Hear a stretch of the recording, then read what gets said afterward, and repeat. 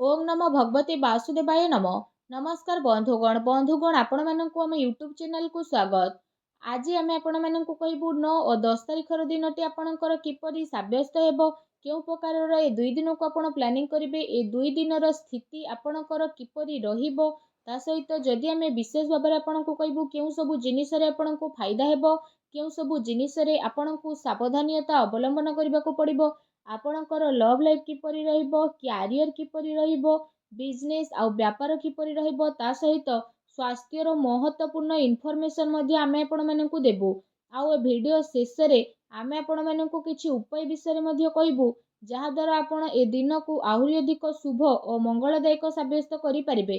तेणु आगो को वीडियो आरंभ करबा पूर्व आमर आपनकु रिक्वेस्ट कि जदि आपण आमर ए चैनल ले नुआ करी आछंती तो चैनल को सब्सक्राइब करंतु, सांगरे नोटिफिकेशन बेल को मध्य ऑन करंतु, जहा द्वारा समय समय सह नुआ नुआ वीडियो रो नोटिफिकेशन आपनकु मिल जिवो। तो आसंतु जानिबा किपरि रहिबो आपनक पई विशेष रूप रे 9 और 10 तारिखर दिन। जदि सबुठार प्रथमे कहबा कि ए दिन रे कोन आपनक पई विशेष रूप रे पॉजिटिव रहिबा पई जाउछि, जदि आमे आपण माननकु कहबू कि ए दिन रे प्रकृति आपनकु भरपूर साथ प्रदान करिवो, कौनसी लाभदायक एवं महत्वपूर्ण समाचार मिलिबा कारणरू आपण निजको आत्मबल एवं भावनात्मक रूप से बहुत अधिक सशक्त अनुभव करिवे।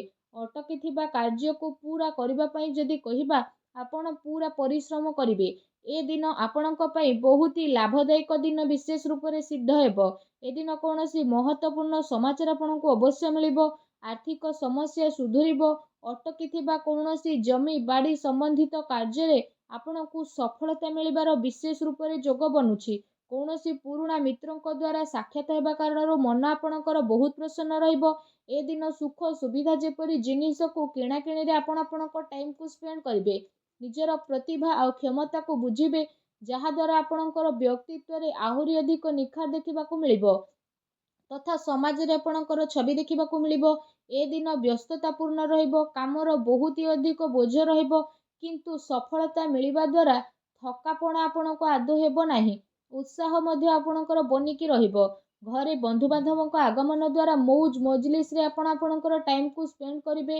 निजर योजना को सफल बनैबारे ए दिन आपणक पई बहुत ही उत्तम रहिबो। काफी लंबा टाइम रु विशेष रूप से चली आसुथुबा कौनसी प्रॉब्लम रु विशेष रूप से आपणको मुक्ति मिलिबो, जहा द्वारा आपण निजको चिंता मुक्त अनुभव मध्य करिवे। किंतु आर्थिक मामला विषय जदि कहबा ठोस आ महत्वपूर्ण निर्णय आपणक पई लाभदायक सिद्ध हेबो। समयर चाल आपणक सपक्ष रे रहिबो, एहार आपण बहुत भरपूर उपयोग करंतु। आपणकर महत्वपूर्ण कार्य प्रणाली द्वारा आपण समस्तक समक्ष रे प्रशंसार मध्य पात्र हेबे, किंतु कौनसी भी कार्य अथवा योजना पूर्वरु रूपरेखा अवश्य बनै नियंतु, एहा आपणक पई बहुत ही भल रहिबो। अनेक प्रकार सफलता ए दिन रे आपणको अवश्य ही प्राप्त हेबाकू जाउछि। ता सहित आसंतु जानिबा ए दिन रे आपणको पई कोन नेगेटिव रहिबो। निजर क्रोध एवं तर्तर जेपरि स्वभाव उपरे आपण नियंत्रण रखंतु। कौनसी संबंधी बा पड़ोसी सहित वाद विवाद जेपरि स्थिति आपणकर उत्पन्न होई पारे, ठीक हेबो कि निजर कार्य उपरे आपण ध्यान दियंतु। अन्यर अजथा खर्च को नजरअंदाज करंतु। मनरे कौनसी भूल बुझामणा जेपरि आशंका हेबार विशेष रूप से संभावना बनुछि। निज स्वभाव रे नियंत्रण रखंतु, कारण केबे केबे आपणकर क्रोधपूर्ण बाणी अन्य को आहत करि देई थाए। एहा सहित संबंध रे मध्य आपणकर कटुता आसी थाए। आयर संसाधन रे जदि कहबा आपणकर स्थिति बदलिबो, किंतु खर्च मध्य आपणकर बढ़िबो। सेति पई निजर बजेट अनुसार खर्च करंतु। किछि अस्वस्थता मध्य आपण अनुभव करिवे, किंतु आपणकर कॉन्फिडेंस आपणको एक्टिव बनेकी रखिबो। एहा सहित अन्य कारणरू जदि कहबा कौनसी प्रकार धनहानि मध्य आपणकर होई पारे। चाचा घर लोकंक द्वारा आपणक संपर्क खराब हेबाकू दियंतु नाही। एहा द्वारा अकारण रे आपणकर चिंता उत्पन्न होई पारे। किछि प्रतिद्वंदी जलनार भावनार सहित आपणक पई किछि नकारात्मक वातावरण मध्य उत्पन्न करिवे एवं कौनसी कथा को नै लड़ाई झगड़ा मध्य आपणकर होई पारे, किंतु टिके सावधानियता आपणको प्रॉब्लम रु मुक्ति पहुंचाइबो। घरर बड़ वृद्धंकर अवहेला आदौ करंतु नाही।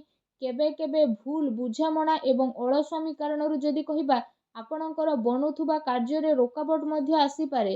ଏହା ସହିତ ନିଜ ବିଚାରରେ ମଧ୍ୟ ଲଚିଲାପଣ ରଖନ୍ତୁ। ଏହା ଆପଣଙ୍କ ପାଇଁ ବହୁତ ଭଲ ରହିବ।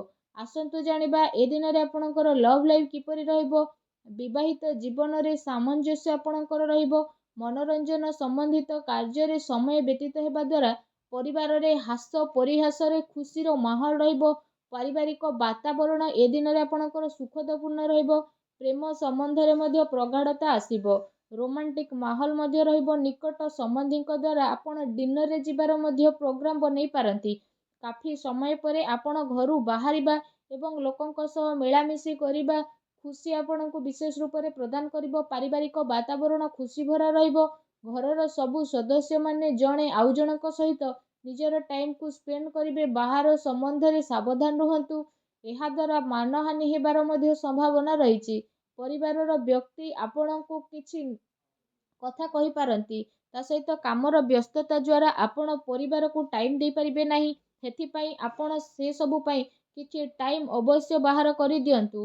ପାରିବାରିକ ସମ୍ବନ୍ଧରେ କିଛି ଟାଇମ୍ରୁ ଚାଲି ଆସୁଥିବା ଚିନ୍ତାକୁ ସାଙ୍ଗରେ ବସିକି ଆପଣ ସୁଲଝେଇବାରେ ସଫଳ ହେବେ। ତା ସହିତ ଘରର ବାତାବରଣ ପୁନଃ ସୁଖଦପୂର୍ଣ୍ଣ ଏବଂ ମଧୁରମୟ ରହିବ। ଆସନ୍ତୁ ଜାଣିବା ଏ ଦିନରେ ଆପଣଙ୍କ ବ୍ୟବସାୟ କ୍ୟାରିୟର କିପରି ରହିବ। ଫ୍ରେଣ୍ଡସ୍, ଏ ଦିନରେ ବ୍ୟବସାୟରେ ପ୍ରଡକ୍ସନ ସମ୍ବନ୍ଧିତ କାର୍ଯ୍ୟରେ କମି ଆସିବା କାରଣରୁ ଚିନ୍ତା ଆପଣଙ୍କର ବଢ଼ିବ। କିନ୍ତୁ ଆପଣଙ୍କର ପେମେଣ୍ଟ ପାଇଁ ଆର୍ଥିକ ସ୍ଥିତି ଆପଣଙ୍କର ମଜବୁତ ମଧ୍ୟ ରହିବ। ସେଥିପାଇଁ ଆପଣଙ୍କୁ ଅଧିକ ଭାବିବାର ଆବଶ୍ୟକତା ନାହିଁ। ଉଚ୍ଚ ଅଧିକାରୀଙ୍କର ସହଯୋଗ ଆପଣଙ୍କ କାର୍ଯ୍ୟରେ ମନ ମୁତାବକ ସଫଳତା ପ୍ରଦାନ କରିବ। ଏହା ସହିତ କୌଣସି ବଡ଼ ଅର୍ଡର ମଧ୍ୟ ମିଳିବାର ବିଶେଷ ରୂପରେ ସମ୍ଭାବନା ବନୁଛି। ସରକାରୀ ସେବାୟତ ବ୍ୟକ୍ତିଙ୍କ ଉପରେ କାମର ଅଧିକ ବୋଝ ମଧ୍ୟ ରହିବ। ତା ସହିତ କାର୍ଯ୍ୟକ୍ଷେତ୍ରରେ କୌଣସି ବି ନିର୍ଣ୍ଣୟ ଆପଣ ଏକା ନିଅନ୍ତୁ ନାହିଁ। ବରଂ ଟିମ୍ ୱାର୍କ ବନେଇକି ଆପଣ କାମ କରନ୍ତୁ। ଏହା ଦ୍ୱାରା ବ୍ୟବସ୍ଥା ଆପଣଙ୍କର ଉତ୍ତମ ବନିକି ରହିବ। ଆର୍ଥିକ ମାମଲାରେ କାହା ଉପରେ ଅଧିକ ଭରସା କରନ୍ତୁ ନାହିଁ, ନା କୌଣସି ପ୍ରକାରର ସମଝୋତା କରନ୍ତୁ। ଫ୍ରେଣ୍ଡସ୍, ବ୍ୟବସାୟିକ କ୍ଷେତ୍ରରେ ଆପଣଙ୍କୁ ଆପଣଙ୍କ ପରିଶ୍ରମର ଅନୁରୂପ ବହୁତ ଭଲ ପରିଣାମ ମଧ୍ୟ ହାସିଲ ହେବ। ଏ ଦିନରେ ଆପଣଙ୍କୁ ଆପଣଙ୍କର ଭାଗ୍ୟର ଅଧିକ ସହଯୋଗ ମିଳିବ। ଚାକିରି କରୁଥିବା ବ୍ୟକ୍ତି କୌଣସି ସରକାରୀ ମାମଲାରେ ଫସି ମଧ୍ୟ ପାରନ୍ତି। ତେଣୁ ଆପଣ ସାବଧାନ ରୁହନ୍ତୁ। ବ୍ୟବସାୟିକ ପରିସ୍ଥିତି ଏ ଦିନରେ ଆପଣଙ୍କର ଅନୁକୂଳ ରହିବ। ଆପଣ ଆପଣଙ୍କର ପୁରା ଧ୍ୟାନ ବିଜନେସ୍ ଉପରେ କେନ୍ଦ୍ରିତ କରିବେ। କୌଣସି ବଡ଼ ଲୋକଙ୍କୁ ମିଳିବାର ସମ୍ଭାବନା ମଧ୍ୟ ରହିଛି। ବ୍ୟବସାୟିକ ଗତିବିଧି ସମ୍ବନ୍ଧିତ ଯୋଜନା ମଧ୍ୟ ଆପଣଙ୍କର କୌଣସି ବାହାର ବ୍ୟକ୍ତିଙ୍କ ସହ ସେୟାର କରନ୍ତୁ ନାହିଁ।